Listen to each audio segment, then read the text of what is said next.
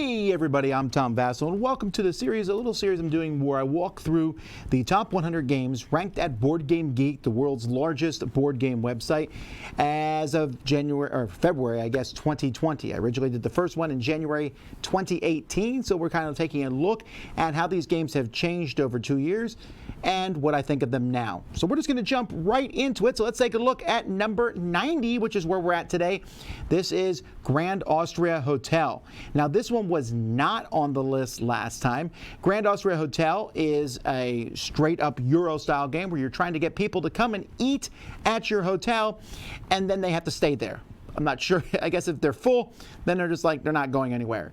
Now, this is a dice drafting game. Interestingly enough, in my opinion, this game is fantastic with 2 players and really slows down with 4. 3 is okay. The idea here, where you're collecting the different kinds of foods to give to these people and then getting them to stay in your hotel in different spots.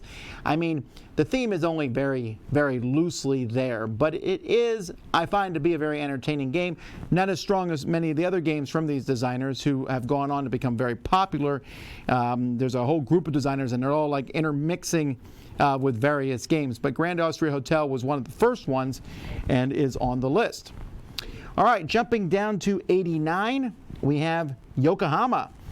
This is another one that's new to the list, wasn't on the list last time, even though it did come out in 2016. This one is building up.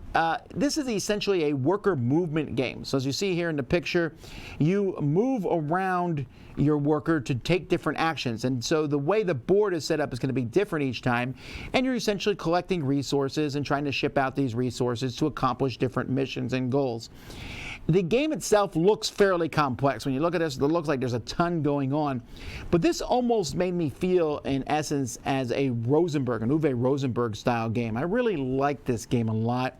I like the diversity, and there was a game that won the Kennerspiel, Istanbul, which just feels like a more complex version of, and I feel like this has a little bit more meat on its bones. So I don't know how long this one will stay up there, but hooray.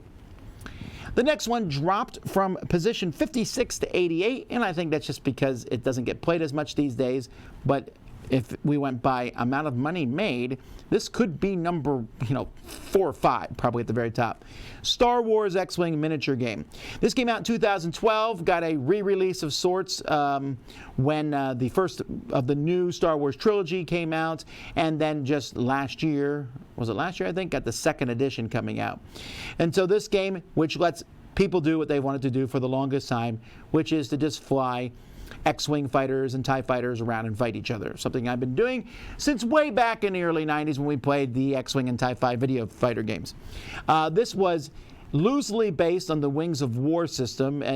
There certainly was some dispute on that, whether that was the case or not, but there's no question the idea came from that, where there you place cards down, here you place down cardboard templates, and then you got to load them up with different pilots and things like that. The ships came pre-painted, and then you just mix them around, and eventually they added mercenaries and stuff. A very, very popular game, and one that I enjoy. I don't know how often I'll play it these days, because the people who play it, many of them take it extremely seriously, and I'm not really in the mood to do that, but I still think it's a fun game. That's X-Wing. But speaking of fun games, our next one here, Kemet. Yeah, Kemet here. Number 87 was 71 2 years ago, so this one's still doing really well.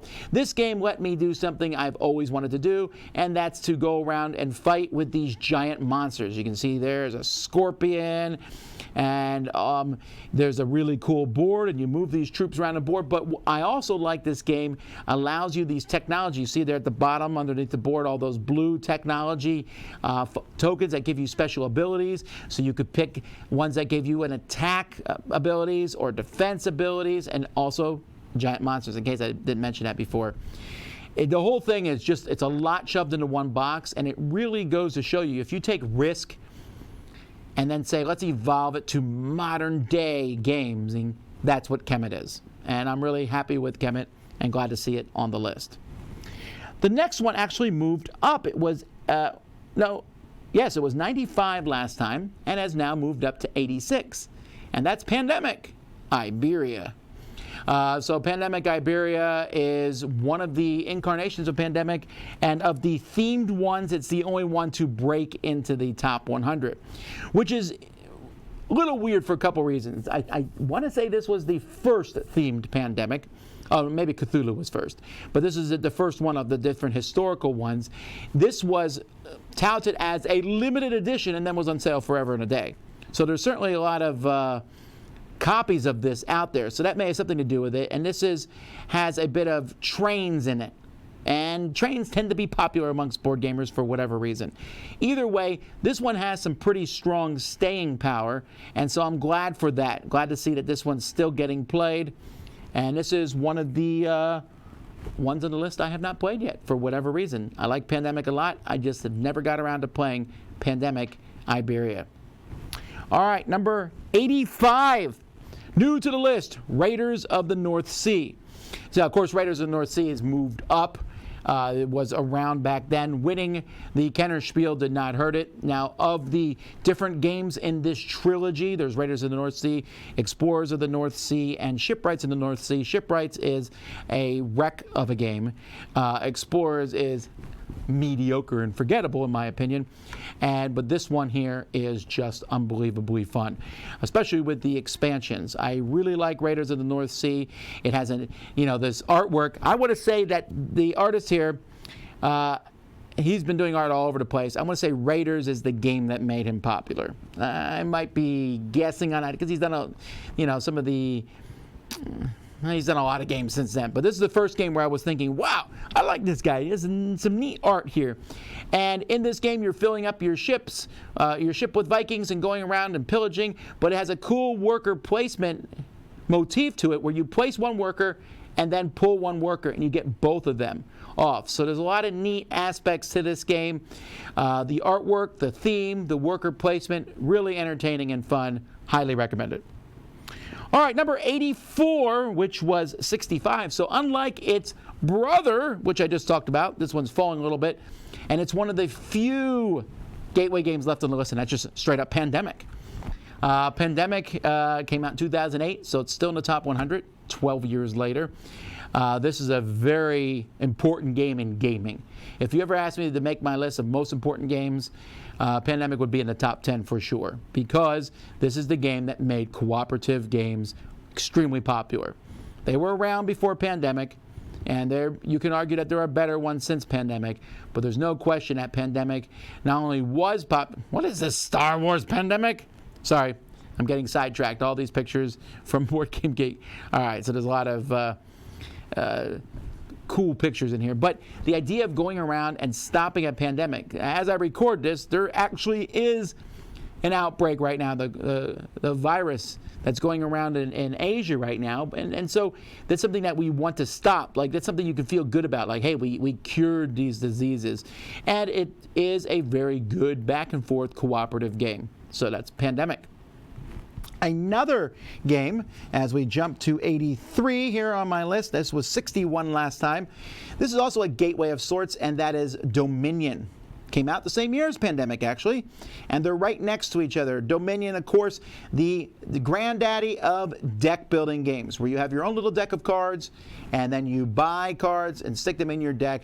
This is one that I personally adore. I think it's quite entertaining, and it's had expansion after expansion after expansion on the come out, and I believe we might talk about Dominion a little bit more in the future. But Dominion is a game that I don't see a lot of people talking about these days. It's not getting as much play, but I did notice, we just went on the Dice Tower cruise, there are still people who pull it out and want to play with all the different things. And hopefully someday there will be an excellent implementation of this game online. There's okay ones out there so far. But I just like Dominion a lot. I think that this is a game that, yes, there's no theme. Yes, it's boiled down to mechanisms. And yes, I enjoy it. All right, number 82, which was 62 last time. This is one of the most popular Feld games out there, and that is Trajan. Now, Trajan uses this Mancala-type-esque mechanism where you're moving these pieces around here, and then based on how you move them are the actions that you get. Once you're done picking these actions, the game is just the very epitome of point salad.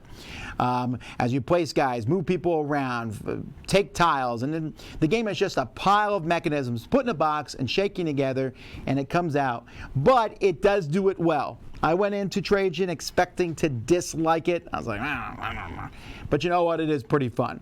At the end of the day, I can see all the inner workings. It's like a clock that's clear, and you can see all the gears inside moving around. But it certainly is an entertaining one, and so that is Trajan.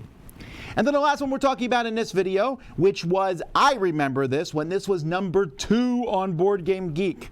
And now it has dropped down to 81. It was 64 2 years ago, and that is Tigris and Euphrates. Now this is possibly the definitive magnum opus of Reiner Knizia, who is known for making hundreds of games, most of them quite light, most of them quite mathy, and most of them not in your face. And this game is everything but that. As you build these different areas and try to control temples and kingdoms and have internal and external conflicts. This game has been reprinted many times, and a sequel came out 2 years ago, Yellow and Yangtze, which uses hexagons, a very similar idea to this one. But man, this is one of the meanest games I've ever played, and it's quote-unquote a Euro game. It's almost like a war game, but it's very abstracted out. It's not perfect in my opinion. A bad bag draw can make you lose the game sometimes, but you could argue you shouldn't be put into that situation. And it takes that whole collect cubes of 4 different colors, and your score is equal to the lowest amount you have of one of those 4 colors. There's a lot of games that have done that. Knizia, that's one of his scoring things that he's done. This game, you may like it or hate it, but you can't argue there's almost nothing like it. When I pick unique games that are different than almost anything out there, you got to say Tigris and Euphrates on that list, or Euphrates and Tigris.